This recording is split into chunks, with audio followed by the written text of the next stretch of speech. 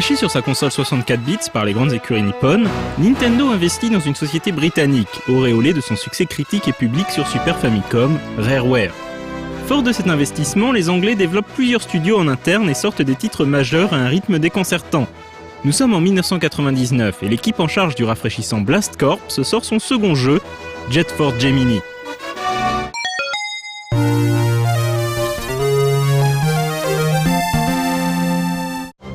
Alors que Juno boit tranquillement son café, la planète Goldwood se fait sauvagement attaquer.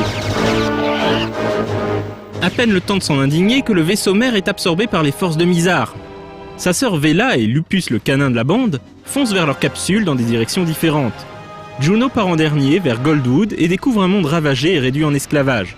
Au fil du jeu, les trois héros se croiseront avant de se réunir au palais de Mizar pour un ultime affrontement. Jet Force Gemini était un opéra galactique inclassable. C'est un third-person shooter sans en être un, qui emprunte aussi bien au shoot qu'à Zelda ou Metroid, dans un résultat qui semble être celui d'une longue maturation de culture vidéoludique.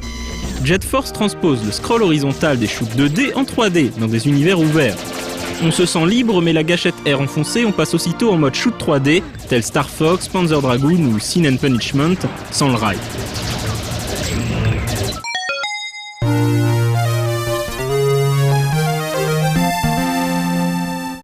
Sous son enrobage boule de gomme, Jet Force est une carne, un de ces jeux à la difficulté capricieuse qui hausse le ton dans des moments les plus inattendus. Autre preuve irréfutable de l'esprit tordu des développeurs, la position des fourmis. Certaines portes ne peuvent être déverrouillées qu'après un nettoyage total de la pièce. Autrement dit, on vous incite à tout dégommer dans un jeu de massacre particulièrement violent. Mais souvent, on bute sur une fourmi, somnolent dans un recoin sourd de la salle. Encore mieux, une pièce du jeu vous force pour progresser à tuer des aliens sans défense. Mention spéciale aux sons qui retranscrivent de manière exagérée les démembrements. Bien gore, on sent la chair fraîche se désolidariser des os pour finir dans une bouillie sanguignolante. Et Rare suggère, car tout est mignon en dehors. Jet Force pousse plus loin le sadisme avec les fameux nounous. Réduits en esclavage par Mizar, il faut les sauver, à la manière des Jinjos dans Banjo-Kazooie. À la différence près qu'ils sont vulnérables et toujours placés au cœur du carnage. Le studio de Twycross en a fait des sortes de peluches aussi mignonnes qu'insupportables, histoire de nous narguer. Rare fait aussi du rare dans ses dialogues.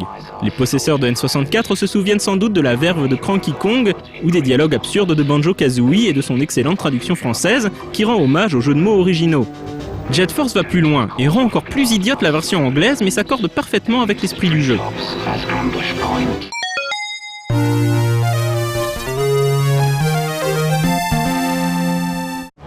La team anglaise savait donner un supplément d'âme à ses titres, et l'atmosphère est justement le point fort de Jet Force.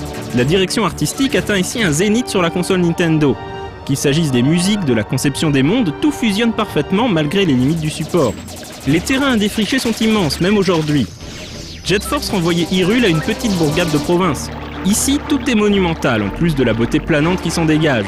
Certains endroits, sans véritable challenge, contribuent à l'excellence de cette atmosphère onirique. Comme Passage, un long pont suspendu sur une mer infinie, la possibilité de retourner dans le vaisseau mère, détruit où subsistent quelques cendres et ennemis échoués à jamais dans l'épave spatiale, les carrières où des esclaves sortent mécaniquement des mines, sans aucune possibilité de les sauver, et surtout les ruines aquatiques.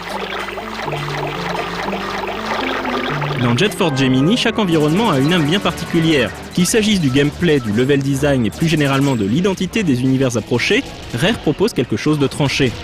Les couleurs jouent aussi un rôle considérable et tous possèdent une palette qui leur est propre. Goldwood est verte et orangée avec ses lianes et sa terre battue. Cerulean d'un bleu profond avec ses pierres poreuses et ses plaines désolées. L'univers qu'on aura souvent comparé à Starship Troopers n'a en fait rien à voir. Pas de désert aride, mais des jungles humides, des forteresses rongées par le temps, des marais, des palais carrelés, dans une fusion de culture et de genre qui donne à Gemini son goût nature. Les vaisseaux aussi ont une couleur de base, qui vient toujours parasiter la planète où ils atterrissent. La couleur est aussi musicale. Un certain Robin Binland n'y est pas étranger. Binland s'est illustré avec Donkey Kong Country, GoldenEye, Conker's Bad Fur Day, Star Fox Adventure, Cameo, ou plus récemment Viva Pignata. Binland symbolise la maîtrise totale de la N64 par Rareware, en composant avec une architecture sonore limitée. Goldwood et sa musique tribale, Icor et ses trompettes martiales. Pour l'anecdote, Robin est aussi à l'origine du scénario et des dialogues de Conker's Bad Fur Day. En 1999, Rare sortait la même année ce qui allait être techniquement les plus beaux titres de la console jusqu'au prochain cru, Donkey Kong 64 et donc Jet Force Gemini. Si Donkey était plus fin et encore plus détaillé, le shoot aventure impressionnait par la qualité de ses reflets.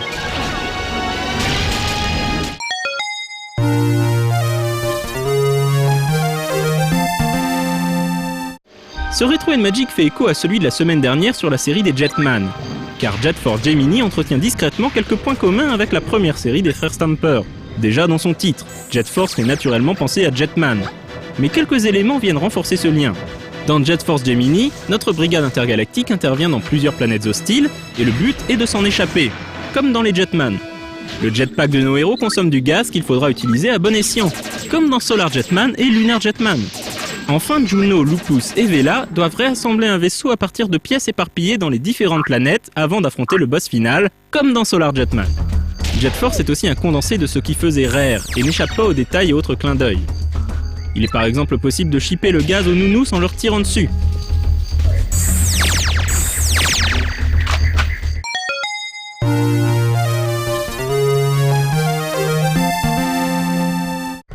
Jet Force Gemini est un de ces chefs-d'œuvre oubliés. À sa sortie déjà, les nettoyeurs de fourmis extraterrestres n'avaient pas soulevé foule. Cet opéra intergalactique est pourtant un genre à lui seul. Team la plus ignorée de la maison Rare, c'est pourtant elle qui sut apporter un vent de fraîcheur sur 64 avec Blast Corps.